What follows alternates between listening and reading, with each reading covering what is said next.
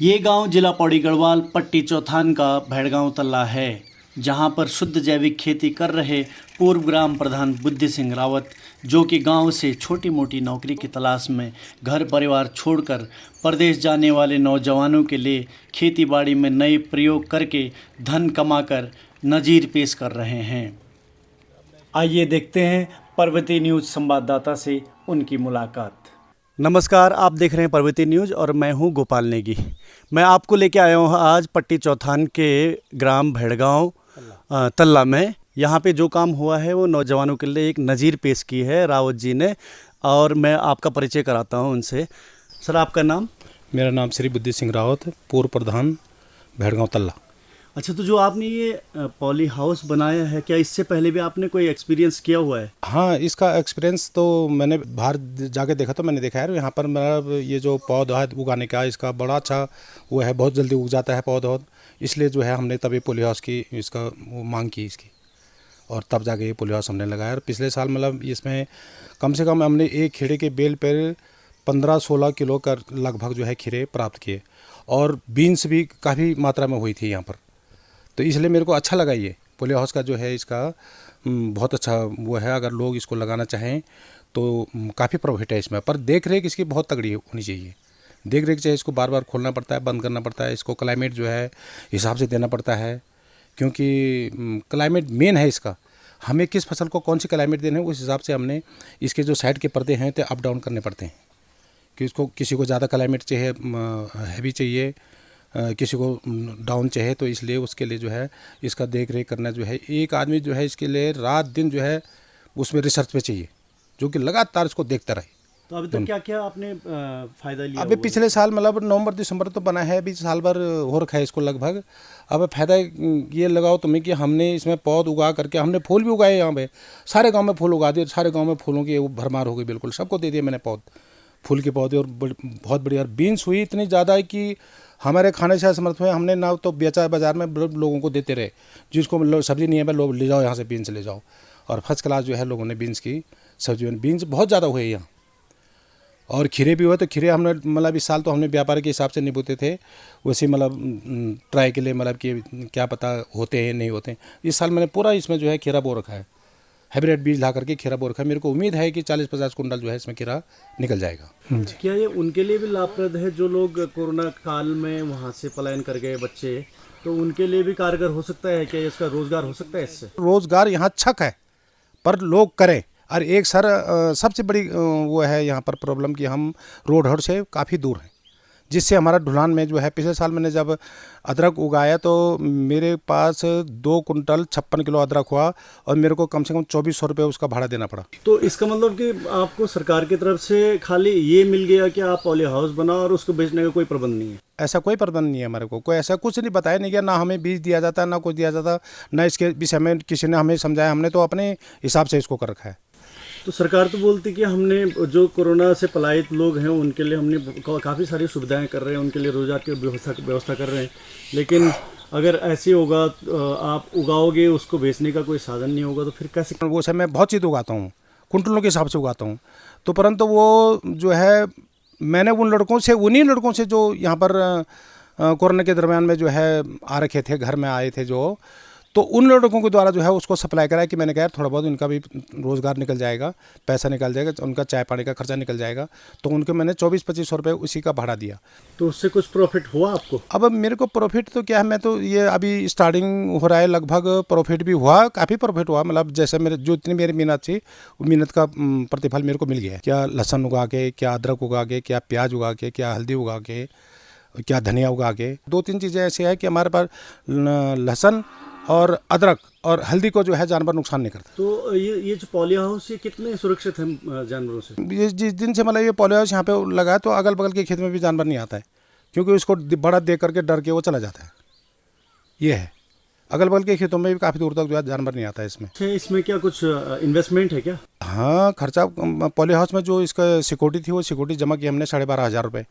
Rawat ji, poly house के अलावा ये आपने भी खेती कर रखी है, किस चीज़ की खेती कर रही है? ये साहब ये लहसुन की खेती है, ये पहाड़ी लहसुन है, पहाड़ी लहसुन है। ये कम से कम 15-20 दाने में जो है 1 किलो बन जाता है, काफ़ी मोटा होता है ये।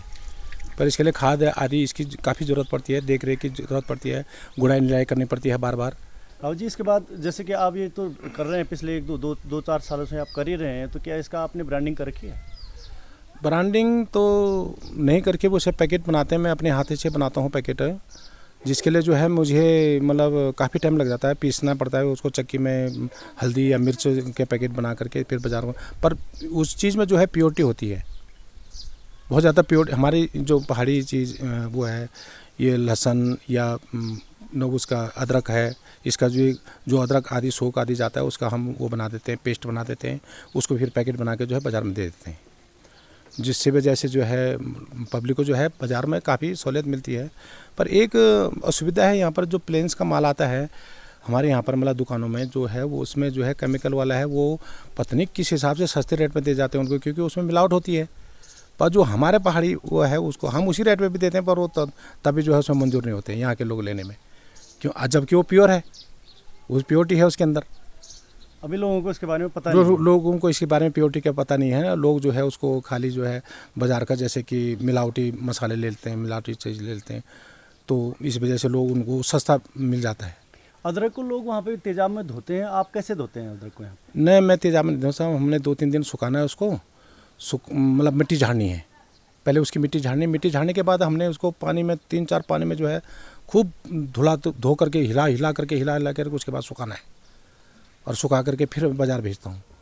तो एकदम प्योर ऑर्गेनिक, बिल्कुल ऑर्गेनिक होता है, प्योर।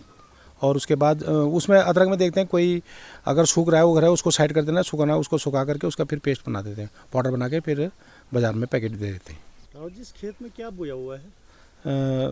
नेगी जी, इसमें हमने जो है धनिया बो रखा है, और ये धनिया जो है अभी इस पर फूल आ गए हैं, और लगभग 15-20 दिन के बाद इसमें दाने शुरू हो जाएंगे, फिर 15-20 दिन बाद दाने पे पक जाएंगे, उसके बाद फिर इसको हम काट करके घर डाल देंगे, इसको घर में डाल करके उसके मंडाई करेंगे तब। तो इसमें कितना धनिया निकल जाएगा? इसमें निकल जाएगा करीब 30-40 किलो के करीब धनिया निकलेगा, उससे ज़्यादा तो नहीं निकलेगा, क्योंकि इस साल जो है ज़रा कुछ बारिश कम हुई है, बारिश के कम होने के कारण, और फिर सिंचाई भी तो हो रखी है, परंतु कुछ धनिया हमारा देसी धनिया डाल रखा था, वो धनिया जो है उसमें बीज वाला पौध नहीं आ रहा है ऊपर को, नहीं तो हो जाना था इसमें कम से कम 60-70 किलो। और पिछले साल हमने इसमें इसी खेत में जो है अदरक वो लहसुन लगाया था, जो कि 2.5 कुंटल हो गया था। इतना मतलब बढ़िया लहसुन हुआ है कि बहुत बढ़िया, और मैं हर साल खेत को चेंज करता हूँ। रावत जी, जो आपने क्रॉप्स उगा रखी है, इसकी प्रोसेसिंग आप घर ही पे करते हैं क्या? इसमें ऐसा है ना कि हम जैसे कि ये मिर्च होती है हमारे, तो मिर्च सुखा करके इसको पीस करके इसके पैकेट बना करके जो है बाज़ार को भेज देता हूँ। और ऐसे ही हल्दी को कोट करके चक्की में कोटा करके और इसके जो है पैकेट बना के फिर बाज़ार को भेजी जाती है। ये ऐसे अदरक का भी है, अदरक को जो है ये कुछ मसाले में जाता है, सूखा हुआ सौंठ है इसका, और कुछ जो है ये चाय में डालने के काम आ जाता है, इसका पाउडर बना के रख देते हैं हम। तीन सारी चीज़ों की आपने ट्रेनिंग ले रखी है क्या? इसकी मैंने ट्रेनिंग भी ली थी कभी एक जलागम संस्था में अध्यक्षता में, तो हम कई जगह गए, यहाँ पौड़ी, हरिद्वार, देहरादून, और यहाँ जा रखे हैं, ये हिमाचल जा रखे हैं, और पंतनगर जा रखे हैं। तो वहाँ कृषि डॉक्टर होते थे, वो हमें इस बात की ट्रेनिंग देते थे कि इस प्रकार की खेती को करो जिसमें आपका काफ़ी फायदा होगा। राव जी, हम माल्टे का भी जूस निकालते हैं कि कितने पेड़ हैं आपके पास माल्टे? साहब मेरे पास माल्टे के हैं 5-6 पेड़ है मेरे पास। कितना जूस हो जाता है, या कितना कैसे यूज़ करते हैं? क्योंकि अब वैसे तो हमने इसको अभी बाज़ार बेचने का धंधा तो नहीं किया, पर अपने बच्चों के लिए, लड़कियों के लिए, इनके लिए भेज देता हूँ मैं 2-2 लीटर मतलब प्रत्येक सीज़न में। और जूस जो है मशीन द्वारा निकालता हूँ, इसमें केमिकल डाल देता हूँ मैं, एक केमिकल आता है उसको एसिटिक कुछ ऐसे बोलते हैं, उसको डाल करके मिला करके रख देता हूँ, जो कि 5-6 महीने तक जो है माल्टे को ख़राब नहीं होने देता, जूस को 5-6 महीने 1 साल तक भी ख़राब नहीं होने देता है। तो यहाँ तो माल्टे तो सारे गांव में बहुत सारे हैं, यहाँ बहुत सारे हैं, पर तो ये तो हम देख रहे हैं कि इस प्रकार यूज़ करें लोग, और गर्मियों में हम खुद अब इसका यूज़ करते हैं तो बहुत अच्छा टेस्ट आता है इसका। इसमें थोड़ी सी चीनी रखनी पड़ती है, बाकी और ज़्यादा नहीं। 2 गिलास माल्टे का जूस रखते हैं और 4 गिलास उसमें पानी रख देते हैं, और कम से कम 2 कप चीनी रख देनी है उसमें, फर्स्ट क्लास जूस बनता है। मैंने यहाँ पे देखा था कि लोग ऐसे फेंक देते हैं, बच्चे क्रिकेट खेलते हैं। हाँ हाँ हाँ हाँ हाँ हाँ। यूज नहीं हो पाता है, तो अगर बड़े बड़े स्केल पे किया जाए इसको तो। बड़े स्केल पे इसको किया जाए तो बहुत अच्छा चलेगा इसका, मतलब बहुत ही अच्छा चलेगा इसका। अगर जो जूस निकालने की बड़ी मशीनें क्या आ गई यहाँ पर, मशीनें आए या मतलब 2-4 लोग 8-10 लोग इसमें रोज़गार उनको प्राप्त हो जाएगा इसमें। अगर और कुछ नहीं होगा, जैसे दूध अगर 5-10 लीटर इनके पास जूस है तो ये गर्मियों में जो ऊपर जो हमारे बाज़ार है ऊपरे खाल है वहाँ पर जा कर के एक दुकान खोल करके गिलास के हिसाब से बेच सकते हैं जूस को बना करके। आराम से 20-25 रुपये का एक गिलास बिकेगा।